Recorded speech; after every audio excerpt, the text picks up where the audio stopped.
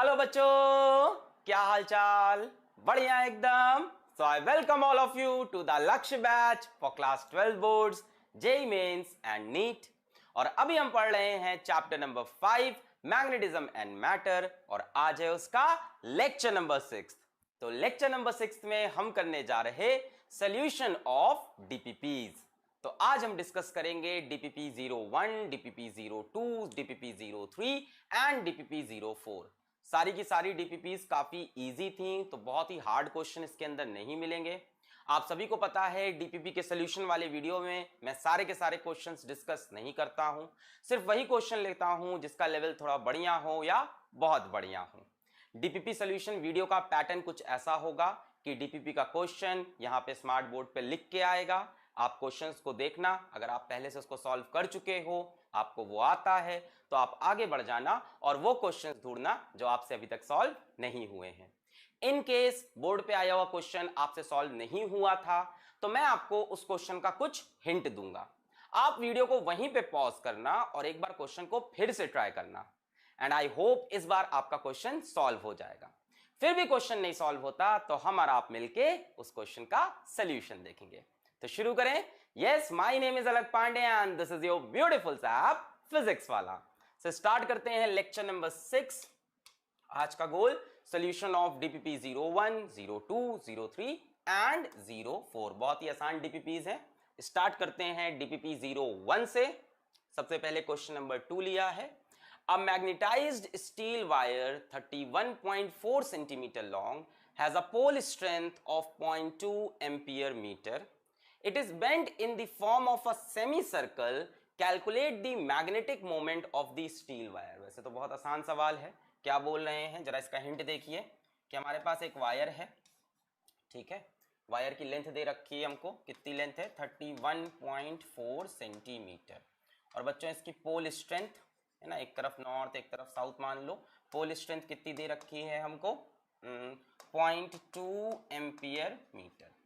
क्या बोल रहा है इसको, it is bent in the form of a semi circle. बच्चों इसको हमने बेंट कर दिया, सेमी सर्कल बना दिया इसी वायर से, ऐसे इसी से हमने एक सेमी सर्कल बना दिया बच्चों। और यहाँ पे फिर से पोल स्ट्रेंथ, यहाँ पे m, यहाँ पे m, एक तरफ नॉर्थ पोल एक तरफ साउथ पोल। अब बच्चों पूछ रहा है हमसे क्या, magnetic moment of the steel wire. बच्चों इसका मैग्नेटिक मोमेंट पूछ रहा है। मैग्नेटिक मोमेंट क्या होता है बच्चों, m into distance between the two poles. बच्चों यहाँ पे टू पोल्स के बीच में डिस्टेंस कितना हो जाएगा, ये सेमी सर्कल है, मान लेते हैं सेमी सर्कल का रेडियस r है, तो ये डिस्टेंस कितना हो जाएगा 2r। अगर रेडियस r है तो 2r, सो m इंटू 2r, खत्म। अब बात है कि इसका रेडियस कैसे निकालेंगे बच्चों, इसी लेंथ से ये बना है ना, इसी लेंथ से ये बना है, तो जो ये लेंथ होगी और जो सेमी सर्कल का सरकमफेरेंस होगा वो बराबर होगा। यानी ये जो लेंथ l है it should be equal to इसका सरकमफेरेंस कितना होगा पाई r। ये कितना होगा pi r। So l is equals to pi r। यहां से आप r की वैल्यू निकाल लो, l अपॉन पाई, r की वैल्यू वहां पे रख दो, मैग्नेटिक मोमेंट आ जाएगा। ट्राई करें पॉज करके ट्राई करें अब फिर से, 1 2 3 4 5। हो गया सॉल्व? अभी भी नहीं हुआ तो आइए सोल्यूशन देखते हैं। तो ये हमारे पास वायर है, इसकी लेंथ l है, कितनी दी हुई है 31.4 सेंटीमीटर। इसी से हमने सेमी सर्कुलर बना दिया, यहाँ पे बच्चों सेमी सर्कल बन गया। पोल m और m, पोल के बीच में डिस्टेंस कितना हो गया 2r, अगर रेडियस r है तो। अब बच्चों क्योंकि इसी से ये बना है तो ये लेंथ किसके इक्वल होगी, इसके सरकमफेरेंस के, पाई r के बराबर। यहाँ से r कितना हो गया l बाई पाई। बच्चों इसका मैग्नेटिक मोमेंट कितना हो जाएगा m into distance between the poles. Distance between the poles कितना है 2r। m की वैल्यू दे रखी थी 0.2 इंटू 2, r की वैल्यू कितनी हो गई l बाई पाई। l की वैल्यू रख दो, 31.4 सेंटीमीटर थी तो इसको मीटर में कन्वर्ट कर लिया, 31.4 डिवाइडेड बाई 100। पाई की वैल्यू रख दी 3.14, 0.2 को 2 बाई 10 और 2। बच्चों मल्टीप्लाई कर लेंगे and you will get the answer 0.04 ampere metre square. Pause करके नोट करना हो नोट करें, 1 2 3 4 5। चलते हैं नेक्स्ट क्वेश्चन पे। नेक्स्ट है question number 5। Two small magnets are placed horizontally, जैसा कि फिगर में दिखाया हुआ है, perpendicular to the magnetic meridian. बच्चों यहाँ पे मैग्नेटिक मेरिडियन है उसके परपेंडिकुलर रखे गए हैं। Their north poles are at 30 centimetre east and 20 centimetre west. यहाँ से एक का 30 सेंटीमीटर पे है, एक का 20 सेंटीमीटर पे नॉर्थ पोल है। From a compass needle, if the compass needle remains undeflected. बच्चों यहाँ पे क्या है, सी, सी क्या है, कंपस निडल, इसके बीच में कंपस निडल रख दिया है। कंपस निडल क्या होती है, मैग्नेटिक फील्ड के डायरेक्शन में डिफ्लेक्ट होती है, तो इसकी भी मैग्नेटिक फील्ड होगी सी पे, इसकी भी मैग्नेटिक फील्ड होगी सी पे, है ना। तो क्या बोल रहे हैं ये, if the compass needle remains undeflected. बच्चों निडल रिमेन्स अनडिफ्लेक्टेड का मतलब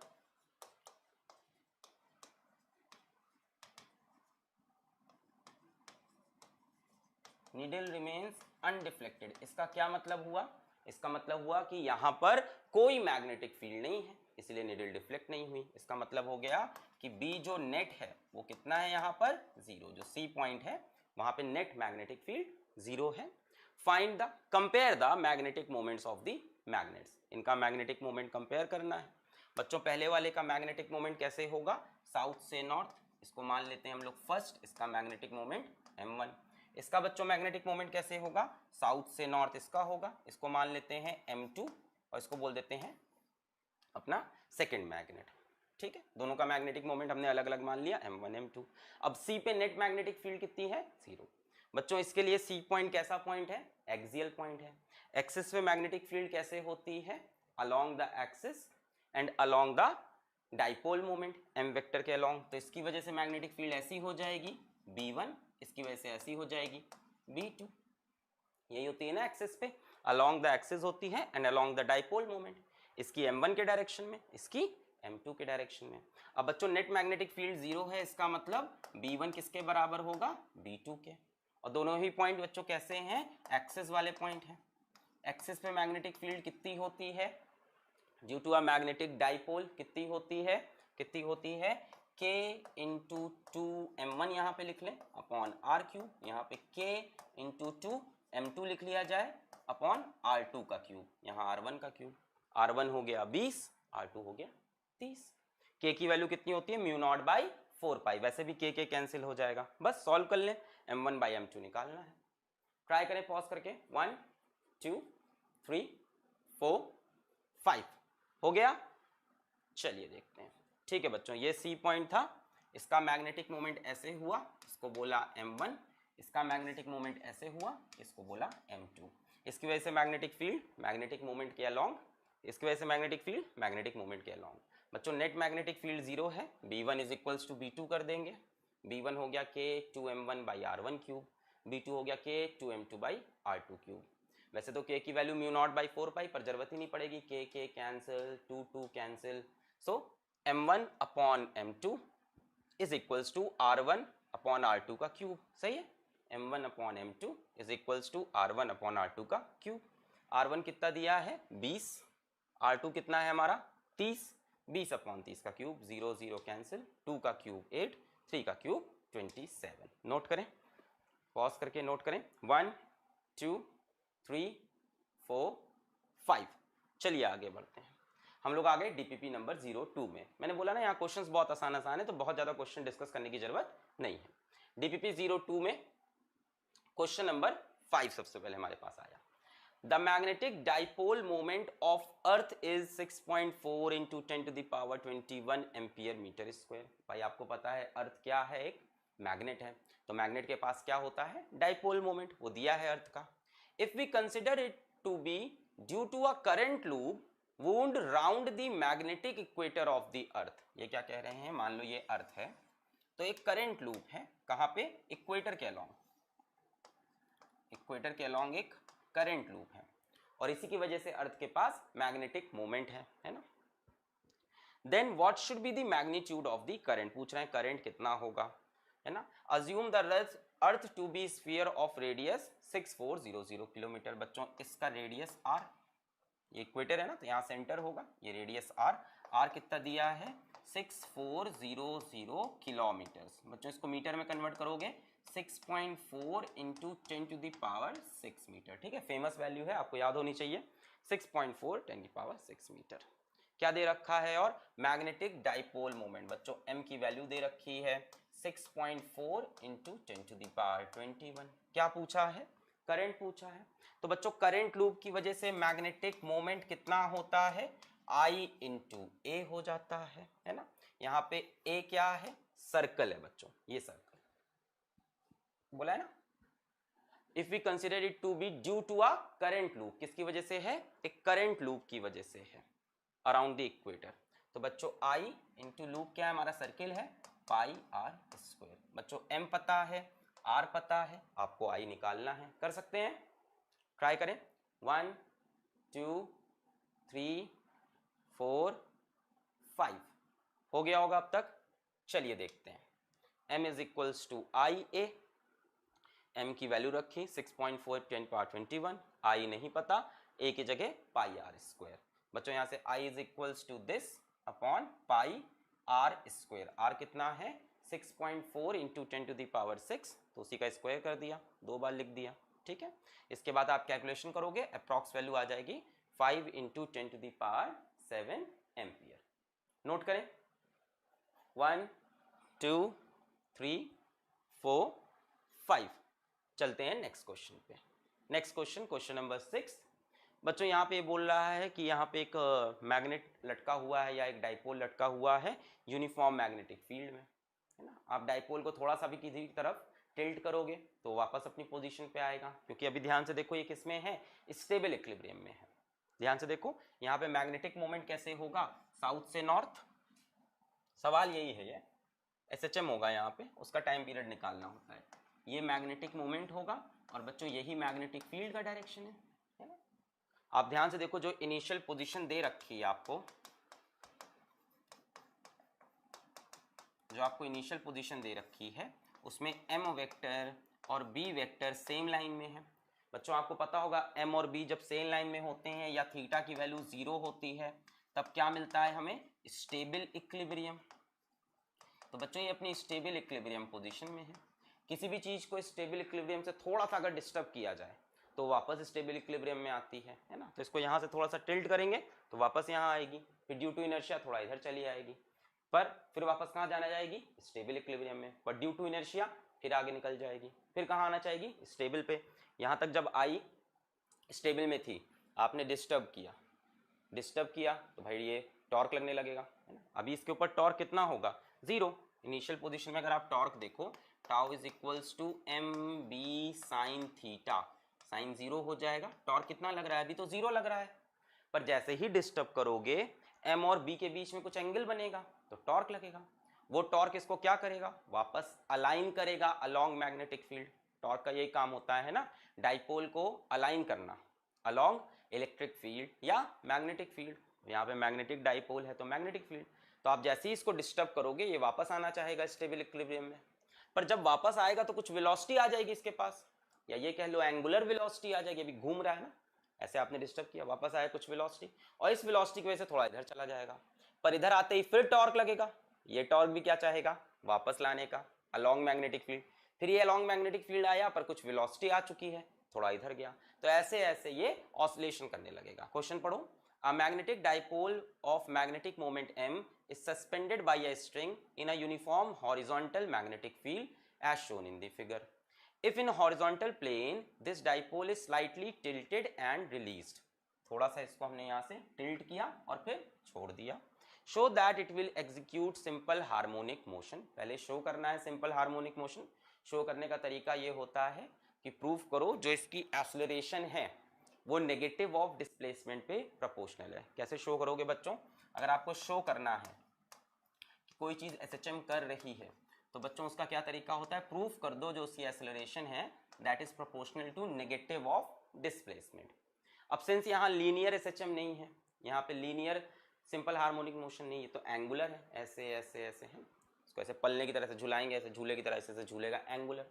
तो बच्चों एंगुलर में हम ये ना प्रूफ करके हम ए की जगह ले आते हैं एंगुलर एक्सेलरेशन और proportional to negative of angular displacement. बच्चों ये किसके लिए था? लीनियर के लिए, और ये किसके लिए है? एंगुलर के लिए। यहाँ एंगुलर SHM है तो हमें प्रूफ करना पड़ेगा जो इसका एंगुलर एक्सेलरेशन है, जो इसका अल्फा है, it is proportional to negative of angular displacement. जब आप इसको थीटा इधर डिस्प्लेस करोगे तो अल्फा नेगेटिव डायरेक्शन में लगे, थीटा के अपोजिट, थीटा इस तरफ ले गए ऐसे, मान लो इसको इधर डिस्प्लेस किया एंटी क्लॉकवाइज, ये क्या है एंटी क्लॉकवाइज, तो अल्फा किधर लग जाए क्लॉकवाइज डायरेक्शन में, है ना, थीटा के opposite. And find the its oscillation period, consider a dipole as uniform rod of mass m, rod का मास कितना है, ये रॉड है, डाइपोल एक रॉड है जिसका कंप्लीट मास कितना है स्मॉल m और लेंथ कितनी है स्मॉल l, 2l नहीं है l है, ठीक है। मैंने थोड़ी चीजें बताई, आप इसको थीटा एंगल ले जाओ, हिंट बता रहा हूं, थीटा एंगल डिस्प्लेस करो, फिर इस पे टॉर्क देखो कितना होगा mb sin थीटा।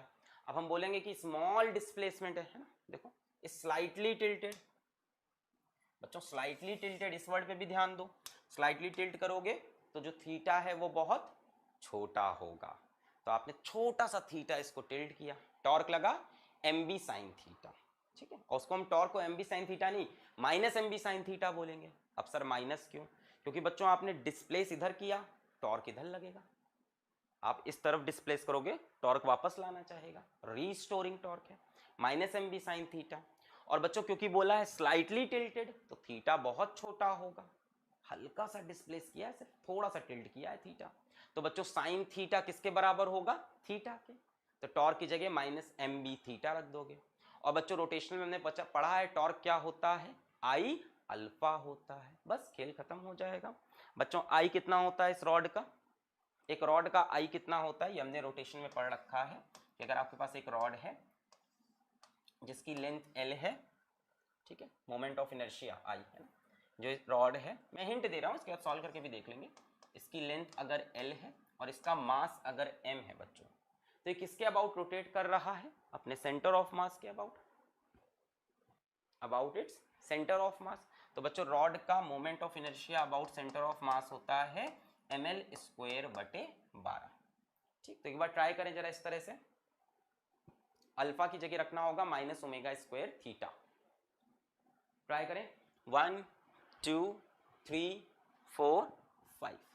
बच्चों ऐसे क्वेश्चन आप मेरे साथ इलेक्ट्रिक चार्जेस एंड फील्ड में भी कर चुके हो, वहां पे भी हमने इसे एसएचएम का टाइम पीरियड निकाला था, and find its oscillation period, oscillation period मतलब टाइम पीरियड, तो हमने इसी तरह से इलेक्ट्रिक डाइपोल जब इलेक्ट्रिक फील्ड में था उसका टाइम पीरियड निकाला था, कितना आया था 2 पाई अंडर रूट, याद है 2 pi under root I upon PE, I moment of inertia, 2 pi under root I upon PE आया था, अगर यहाँ पे इलेक्ट्रिक डाइपोल होता और इलेक्ट्रिक फील्ड होती, 2 pi under root I upon p, I moment of inertia, p dipole moment, E electric field, तो यहाँ भी सिमिलर एक्सप्रेशन आने वाला है, 2 pi under root I upon m B आ जाएगा, यहाँ पी की जगह एम इलेक्ट्रिक डाइपोल मोमेंट की जगह मैग्नेटिक डाइपोल मोमेंट, ई की जगह बी इलेक्ट्रिक फील्ड की जगह magnetic field, 2 pi under root I upon m B आना चाहिए। और देखते हैं if dipole is tilted theta anticlockwise, मैंने पूरा समझाया है, डाइपोल है थोड़ा सा टिल्ट किया किधर एंटी क्लॉकवाइज डायरेक्शन में, है ना, इस तरफ, कितना एंगल थीटा, और थीटा बहुत छोटा है बच्चों, देखो ऐसे रखा था साउथ नॉर्थ, इसको थोड़ा इधर टिल्ट कर दिया, साउथ नॉर्थ थोड़ा सा इधर टिल्ट कर दिया, थीटा एंगल साउथ नॉर्थ, देखो सेम है साउथ नॉर्थ, पहले अलाइन था इसके साथ, थोड़ा सा हमने थीटा एंगल टिल्ट कर दिया बच्चों। अब थीटा एंगल टिल्ट कर दिया क्या होगा, नॉर्थ पोल पे फोर्स लगेगी in the direction of field, south pole पे फोर्स लगेगी in the direction opposite to field. भाई नॉर्थ पोल कैसा था पॉजिटिव चार्ज जैसा, साउथ पोल कैसा होता है नेगेटिव चार्ज जैसा, पॉजिटिव चार्ज पे फोर्स किधर लगती है in the direction of field, negative पे in the direction opposite to field. अब बच्चों देखो इस पे एक फोर्स इधर लगी है किधर, ये वापस ऐसे रोटेट करना चाहेगा कि नहीं, आपने इसको जानबूझ के ऐसे रोटेट किया है, आपने इसको टिल्ट किया है थीटा एंटी क्लॉकवाइज, है ना, dipole is tilted theta, theta कैसा है बच्चों स्मॉल। अब क्या हुआ इस पे फोर्स इधर इधर और टॉर्क लग के ये वापस आना चाहेगा, a restoring torque tau is equals to, ध्यान से देखो tau is equals to minus m B sine theta, minus क्यों लगाया बच्चों, जो टॉर्क है देखो वो कैसे लग रहा है, आपने थीटा रोटेट किया एंटी क्लॉकवाइज, ऐसे रखा था आपने ऐसे रोटेट किया एंटी क्लॉकवाइज, एंटी क्लॉकवाइज, और टॉर्क कैसे लगा, टॉर्क कैसे लगा मेरे ख्याल से क्लॉकवाइज, तो टॉर्क का डायरेक्शन और थीटा का डायरेक्शन ऑपोजिट है। जब हम ऐसे ले जा रहे हैं तो टॉर्क ऑपोजिट, इसलिए हमने यहाँ पे minus m B sine theta लिख दिया है ना। Torque minus m B sine theta acts in clockwise direction, वापस लाना चाह रहा है, रीस्टोरिंग टॉर्क रखा ना। रीस्टोरिंग मतलब जो वापस लेके आए, रीस्टोर करे, ओरिजिनल पोजीशन पे ले जाए in clockwise direction. Tau is equals to minus m B sine theta, for small theta sine theta is nearly equal to theta, अगर थीटा छोटा है तो साइन थीटा थीटा के बराबर। फिर tau is equals to minus m B theta, यहां तक पहुंचिए, पहले आप पॉज करके नोट करें, 1 2 3 4 5, tau is equals to minus m B theta. अब बच्चों tau is equals to minus m B theta आ गया।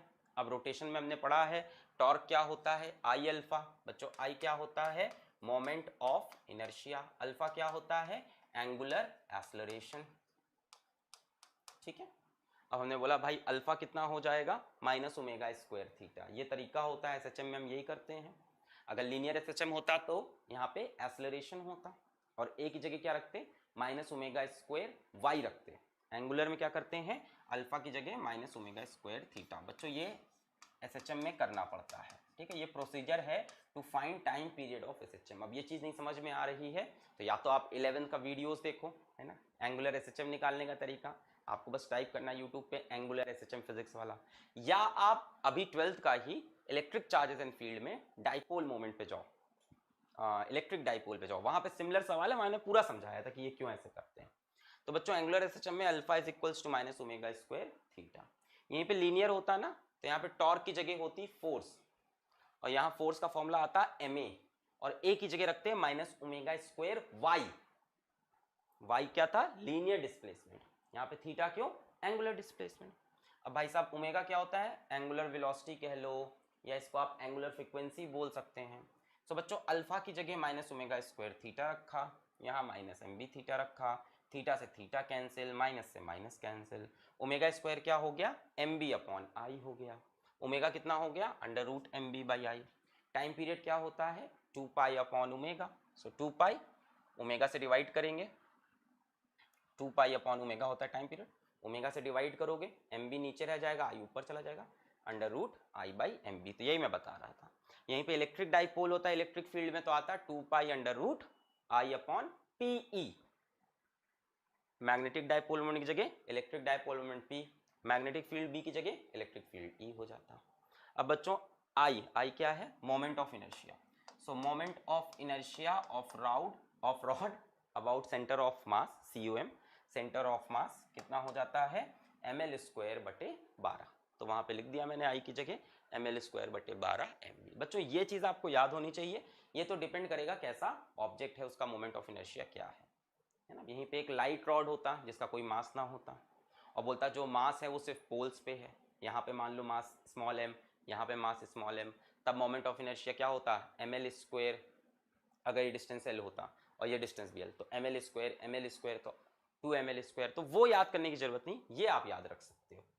पॉज करके नोट करें, 1 2 3 4 5, डन। अब हम लोग आ गए DPP नंबर 03 पे।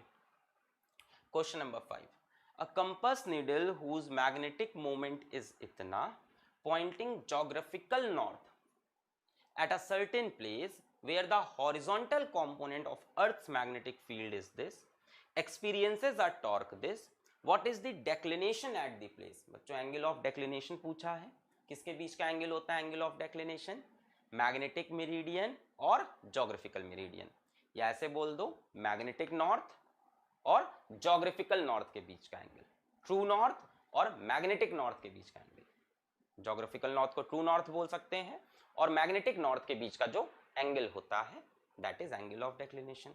जरा सवाल को समझते हैं। A compass needle whose magnetic moment is, चलो डेटा लिख लेते हैं, 60 ampere metre square, pointing geographical north at a certain place where the horizontal component, बच्चों BH दे रखा है, horizontal component of earth magnetic field 40 micro tesla दे रखा है बच्चों, यानी 40 into 10 to the power -6 tesla. और क्या है, एक्सपीरियंसेस अ टॉर्क, बच्चों इस पर टॉर्क लग रहा है, नीडल के ऊपर टॉर्क लग रहा है, नीडल भी क्या है, डाइपोल है, किस में रखी है, मैग्नेटिक फील्ड में, तो टॉर्क लगेगा। कितना 1.2 इंटू 10⁻³ newton metre. What is the declination at the place. थोड़ा सा डायग्राम बनाना पड़ेगा। पहले एक काम करते हैं, ऐसे बना लेते हैं। ये मान लेते हैं ज्योग्राफिकल नॉर्थ हो गया, ये ज्योग्राफिकल साउथ हो गया, ये हमारा ईस्ट हो गया, ये हमारा वेस्ट हो गया। ठीक, क्या बोल रहा है, a compass needle whose magnetic moment is इतना pointing geographical north at a certain place. Pointing geographical north मतलब नीडल का नॉर्थ पोल नॉर्थ में पॉइंट कर रहा है ना। नीडल कैसे पॉइंट करती है, अपने नॉर्थ से। तो बच्चों जो नीडल है वो कुछ ऐसे रखी है, इस तरह से, सच दैट नीडल का जो नॉर्थ पोल है वो नॉर्थ की तरफ है। फिर क्या बोल रहा है, horizontal component of earth's magnetic field is इतना। बच्चों अर्थ की मैग्नेटिक फील्ड कहां से कहां होती है, मैग्नेटिक साउथ से मैग्नेटिक नॉर्थ, है ना। अगर आपको डायग्राम याद हो, अर्थ एज अ मैग्नेट में ऐसा बनाते थे ना, यहाँ साउथ यहाँ नॉर्थ, अंदर वेरी सॉरी ऐसा बनाते थे ना। यहाँ पे ज्योग्राफिकल नॉर्थ होता था, यहाँ पे ज्योग्राफिकल साउथ होता था, यहाँ पे मैग्नेटिक नॉर्थ होता था, यहाँ पे मैग्नेटिक साउथ होता था, और अंदर यहाँ पे क्या होता था, यहाँ पे नॉर्थ पोल होता था, यहाँ पे साउथ पोल। याद है, यहाँ पे नीडल लेके आओगे तो नॉर्थ नीचे पॉइंट करेगा, मतलब अंदर साउथ पोल है। यहाँ नीडल लेके आओगे तो साउथ नीचे पॉइंट करेगा, यानी अंदर नॉर्थ पोल है। तो बच्चों मैग्नेटिक फील्ड लाइन कैसी होंगी, ऐसी होंगी कि नहीं, ऐसी होंगी कि नहीं। कहां से कहां है, मैग्नेटिक साउथ से मैग्नेटिक नॉर्थ। ध्यान देखो, मैग्नेटिक फील्ड लाइन कहां से कहां है, मैग्नेटिक साउथ से मैग्नेटिक नॉर्थ। अब बच्चों हमें नहीं पता एंगल ऑफ डेक्लिनेशन क्या है, तो क्या किया जाए, मान लेते हैं angle of declination capital D है, और जो मैग्नेटिक नॉर्थ है वो इससे थोड़ा सा टिल्टेड है। देखो ये ज्योग्राफिकल नॉर्थ और मैग्नेटिक नॉर्थ थोड़ा सा टिल्टेड है, ऐसे बना लेते हैं बच्चों। ये हो गया मैग्नेटिक नॉर्थ, ये हो गया मैग्नेटिक साउथ। अर्थ की मैग्नेटिक फील्ड कहां से कहां होती है, मैग्नेटिक साउथ से मैग्नेटिक नॉर्थ, ये मैग्नेटिक साउथ से मैग्नेटिक नॉर्थ। तो बच्चों अर्थ की जो हॉरिजॉन्टल मैग्नेटिक फील्ड है वो इस दिशा में होगी, ऐसे।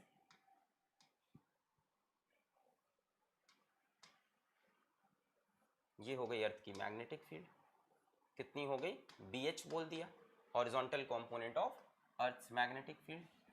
ठीक है भाई, मैग्नेटिक मेरिडियन में होगी ना मैग्नेटिक फील्ड, है ना, इसमें तो नहीं होगी ज्योग्राफिकल मेरिडियन में, मैग्नेटिक मेरिडियन में होगी।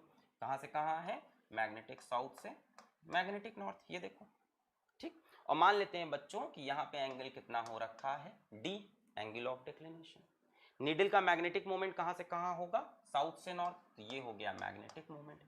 अब ध्यान से देखो, मैग्नेटिक मोमेंट ऐसे, मैग्नेटिक फील्ड ऐसे, बीच में एंगल D, तो क्या इसके ऊपर टॉर्क नहीं लगेगा, नीडल के ऊपर बिल्कुल लगेगा।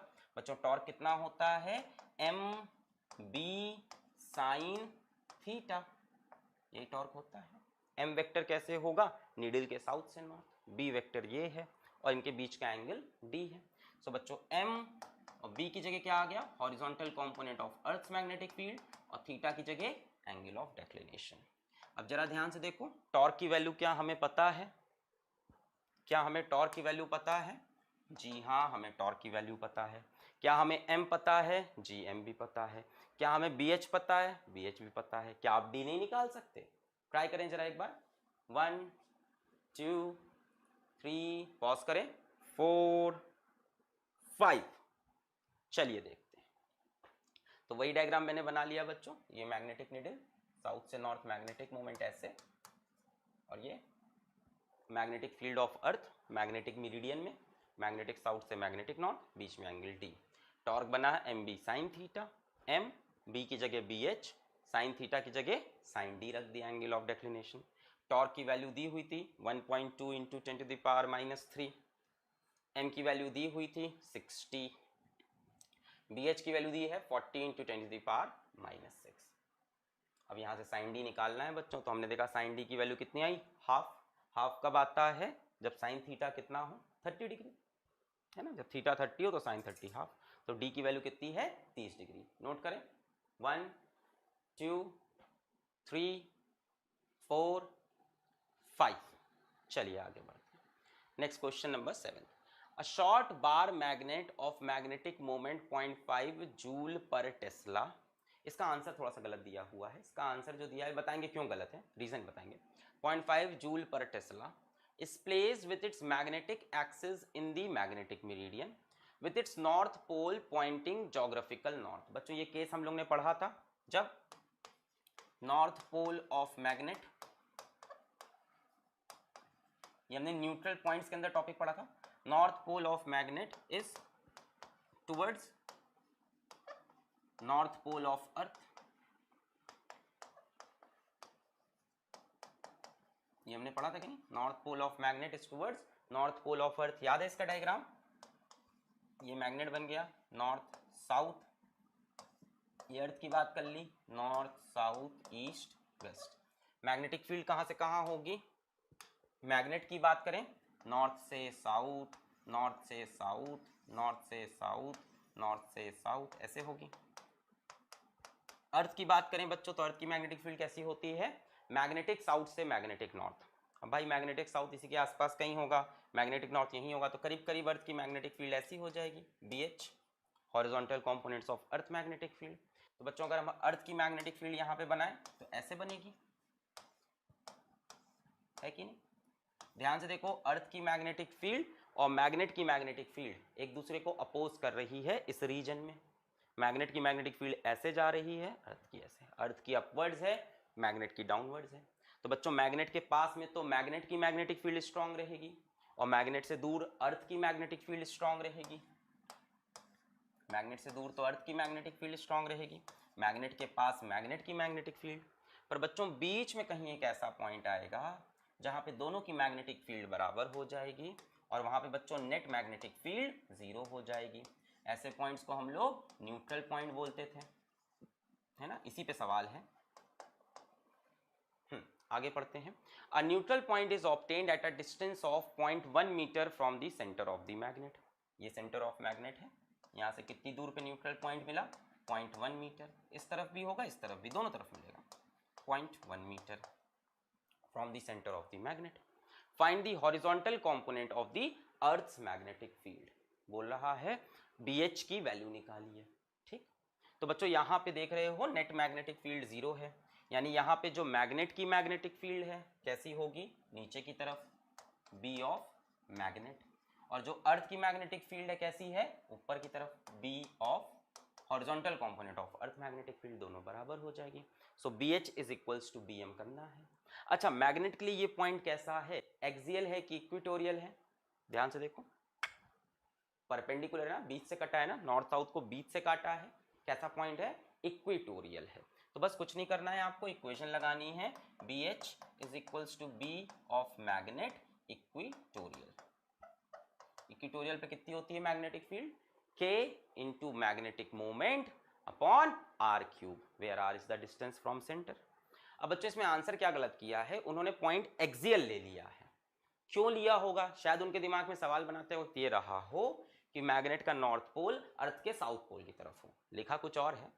जो आंसर दिया है DPP में 10 टू द पावर -4 दिया, आई थिंक, हाँ 10 टू द पावर -4 टेस्ला, वो तब आएगा जब इसका नॉर्थ पोल अर्थ के साउथ की तरफ होता, उल्टा।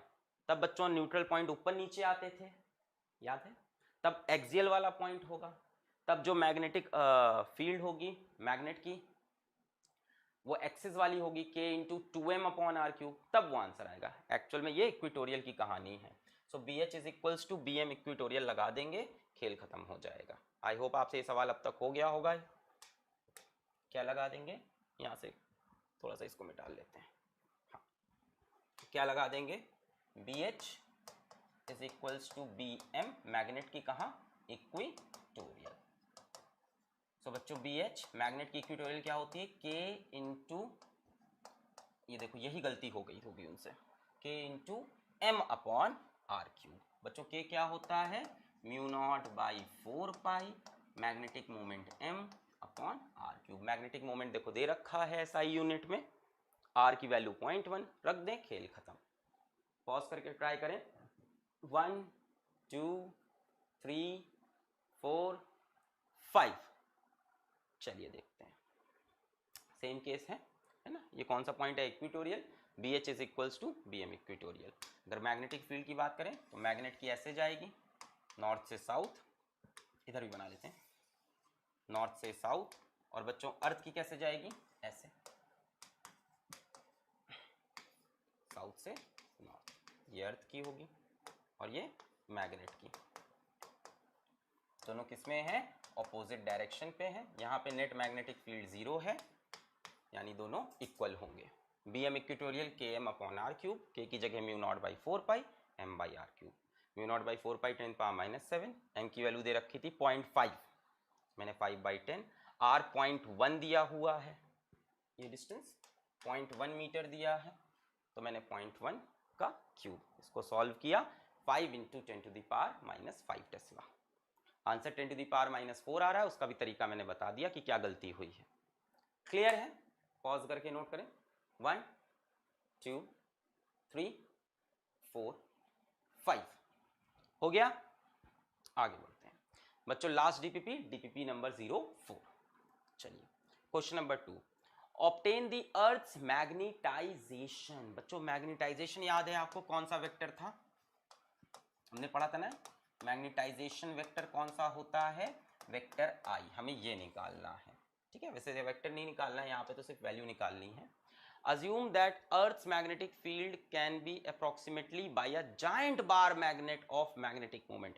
कह रहा है अर्थ की मैग्नेटिक फील्ड एक जाइंट बार मैग्नेट की वजह से है ना, ये एक थ्योरी थी ना बहुत पुरानी, उसी को ये ट्रू मान रहे हैं। द अर्थ रेडियस इज इतना, ये हमसे बोल रहे हैं जो अर्थ की मैग्नेटिक फील्ड है वो एक जाइंट बार मैग्नेट की वजह से है, जिसका यहाँ पे नॉर्थ पोल होता है, यहाँ पे साउथ। बाहर देखोगे तो यहाँ पे मैग्नेटिक नॉर्थ, यहाँ पे मैग्नेटिक साउथ, इसको बहुत अच्छे से मैंने आपको बताया था। बोल रहा है इस मैग्नेट की वजह से अर्थ की मैग्नेटिक फील्ड है, और इस मैग्नेट का मैग्नेटिक मोमेंट दे रखा है 8 × 10⁻22 एम्पियर मीटर स्क्वायर। बच्चों आपसे आई पूछा है, आई मैग्नेटाइजेशन क्या होता है, magnetic moment per unit volume होता है। तो बच्चों मैग्नेटिक मोमेंट तो हमको पता है, वॉल्यूम कितना हो जाएगा अर्थ का, अर्थ क्या है हमारी स्फीयर है, अर्थ क्या है हमारी स्फीयर है, अर्थ का रेडियस भी शायद दे रखा है ना। तो बच्चों स्फीयर का वॉल्यूम कितना हो जाता है 4/3 पाई r क्यूब, तो खत्म, 3 ऊपर चला गया, 3m/4 पाई r क्यूब। m पता है आपको, r भी पता है आपको, r को आप कितना लोगे 6.4 × 10⁻6 मीटर, ऐसा यूनिट में कर लो तो किलोमीटर्स में दिया है। पॉज करके ट्राई करें, 1 2 3 4 5, देख लीजिए, m/v, v क्या है वॉल्यूम, m/4/3 पाई r क्यूब, 3 ऊपर गया, 3m/4 पाई r क्यूब, m की वैल्यू रख दी 8 × 10⁻22, r की वैल्यू 6.4 10⁻6 का होल क्यूब। इसकी approx value 72.8 ampere per metre, या उसी को approximately 73 ampere per metre. Note करें, 1 2 3 4 5, डन। चलिए आगे बढ़ते हैं, next question, question number 6, the magnetizing field of 1600 ampere per metre. Magnetizing field याद है, H को बोलते थे मैग्नेटाइजिंग फील्ड, एक्सटर्नल फैक्टर कितना है 1600 ampere per metre, produces a magnetic flux. बच्चों मैग्नेटिक फ्लक्स की बात की है, कितना है 2.4 × 10⁻⁻5। बच्चों मैग्नेटिक फ्लक्स क्या होगा, शायद इसी में डाउट हो थोड़ा सा, बहुत आसान है बच्चों। इलेक्ट्रिक फ्लक्स क्या होता था, E vector dot A vector. बच्चों सिमिलरली मैग्नेटिक फ्लक्स क्या हो जाएगा, B vector dot A vector, electric field dot area, यहाँ पे B डॉट एरिया मैग्नेटिक फील्ड। हाँ, cross section area in a bar, magnetic flux दे रखा है और आपसे क्रॉस सेक्शन एरिया भी दे दिया है 0.2 सेंटीमीटर स्क्वायर, इसको ऐसा यूनिट में चेंज कर लेना, 0.2 सेंटीमीटर स्क्वायर मतलब 10⁻⁻4 metre square. Calculate relative permeability, यानी आपको म्यू आर निकालना है, इंटेंसिटी ऑफ मैग्नेटाइजेशन यानी आई निकालना है, and susceptibility of the bar यानी जीटा निकालना है। बच्चों 3 चीज पूछी है आपसे, ठीक है। तो बच्चों सबसे पहले म्यू आर अगर हम निकालना चाहें तो म्यू आर के लिए भाई हमको म्यू एम पता होना चाहिए। म्यू एम कैसे निकलेगा, एक काम करते हैं, पहले मैग्नेटिक फील्ड निकालते हैं कितनी है, किस चीज की बात है, इन अ बार। तो बच्चों इस बार को यहाँ पे बना लो, थोड़ा क्वेश्चन को आप समझते हैं, वैल्यूज तो लिख ली। बच्चों मैग्नेटाइजिंग फील्ड बाहर से हमने एक्सटर्नल लगाई H, अंदर थोड़ी ज़्यादा हो जाती है, सबको पता है कितनी, BM बढ़ जाती है ना अंदर मैग्नेटिक फील्ड। अगर डायामैग्नेटिक नहीं है तो ऑफकोर्स अंदर बढ़ जाएगी, डायामैग्नेटिक कम हो जाती है ना, तो अंदर बढ़ के हो गई BM, H लगाने पे BM बन गई। एक तो H की वजह से होगी, एक मैग्नेटाइजेशन I की वजह से भी होगी, तो ओवरऑल बढ़ के BM हो गई। अब BM है कितना, इसके अंदर मैग्नेटिक फील्ड है कितनी, ये निकाल ली जाए। कैसे निकलेगी बच्चों, देखो तुम्हें फ्लक्स दे रखा है, फ्लक्स इसीलिए दिया है ताकि आप BM निकाल सको। बच्चों एरिया वेक्टर को ऐसे बना सकते हैं, in a bar iron of cross section 0.2 centimetre square या 0.10⁻⁴, ये एरिया वेक्टर दे रखा था आपको। बच्चों B पता है, A पता है, फ्लक्स क्या होगा B डॉट A, B और A सेम लाइन में है तो BA cos 0 नहीं कह सकते। फ्लक्स कितना हो जाएगा, magnetic flux BA cos 0, B dot A vector है, B वेक्टर भी ऐसे, A वेक्टर भी ऐसे, BA cos 0 1 हो गया। फ्लक्स आपको गिवन है शायद, एरिया आपको गिवन है शायद, cos 0 1 हो जाएगा। यहाँ से आप क्या फाइंड कर लोगे, मैग्नेटिक फील्ड, ये BM लिख लो, यहाँ से मैग्नेटिक फील्ड निकल आएगी। फ्लक्स पता है, एरिया पता है, मैग्नेटिक फील्ड मिल गई। अब आप निकाल लो mu m, permeability of the medium. बच्चों परमिएबिलिटी ऑफ द मीडियम कितनी होती है, म्यू एम कितना हो जाएगा, म्यू एम होता क्या था कि ये लगाने पे कितना मिला, तो H लगाने पे कितना मिला, BM मिला, तो हम बोल देंगे कितना, BM बटे H, H लगाने पे BM मिला। पहले BM निकाल लो फिर म्यू एम निकाल लो। म्यू एम निकल आया तो बच्चों रिलेटिव परमिएबिलिटी म्यू आर निकल आएगी, म्यू आर होता है mu m upon mu naught. बच्चों म्यू आर निकल आया तो अब आप जीटा निकाल सकते हो, कैसे, याद है म्यू आर क्या होता था, 1 प्लस जीटा, म्यू आर पता है तो जीटा आ जाएगा। बच्चों जीटा आ गया तो आई आ जाएगा, याद है आई कितना होता था, zeta times of H, H आपको गिवन है, जीटा आप निकाल चुके हो, अब आप आई निकाल सकते हो। क्लियर, तो इसमें बस यही एक था कि आपको BM निकालना था फ्लक्स से, फिर BM रख के म्यू एम निकाल लो, फिर म्यू आर, फिर जीटा, फिर आई। ट्राई करें, 1 2 3 4 5, चलिए देखते हैं। तो बच्चों H लगाया, BM मिल गया, एरिया ये गिवन है। मैग्नेटिक फ्लक्स क्या होगा, BM डॉट A यानी BM A cos 0, flux given है, एरिया गिवन है, cos 0 1 हो गया, यहाँ से BM निकाला 1.2 टेस्ला। फिर हमने म्यू एम निकाल लिया, BM बाई H 1.2 अपॉन 1600, पूछा है नहीं इसकी वैल्यू तो आगे कैलकुलेशन नहीं किया।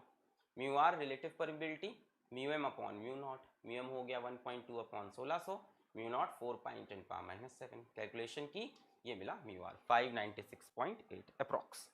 नोट करें, 1 2 3 4 5, डन। चलिए आपको म्यू आर मिल गया, अब जीटा निकाल लेते हैं। Mu r is equals to 1 plus zeta, zeta is equals to mu r minus 1, mu r है 596.8 माइनस 1 595.8, जीटा मिल गया, जीटा मिल गया तो आई निकल आएगा, I is equals to zeta H, zeta H 1600 multiply किया, अप्रॉक्स वैल्यू, इसकी value answer भी शायद गलत दिया है, 10⁻⁻1 दिया है, वो आ ही नहीं सकता, 9.53 10⁻5 एम्पियर पर मीटर। आई की यूनिट होती है एम्पियर पर मीटर में, जो H की यूनिट है, म्यू आर की कोई यूनिट नहीं होती, जीटा की कोई यूनिट नहीं होती। क्लियर, नोट करना हो नोट करें, 1 2 3 4 5। तो बच्चों आज का लेक्चर यहीं पे होता है समाप्त। बहुत ही आसान आसान DPP, आसान आसान सवाल थे, ये थ्योरेटिकल सा चैप्टर है, इसके अंदर न्यूमेरिकल्स बहुत ही अच्छे नहीं आ सकते हैं, कॉन्सेप्ट अच्छा रखना पड़ेगा वरना आप क्वेश्चन सॉल्व नहीं कर पाते। सो पढ़ाई करते रहें, ऑल द वेरी बेस्ट।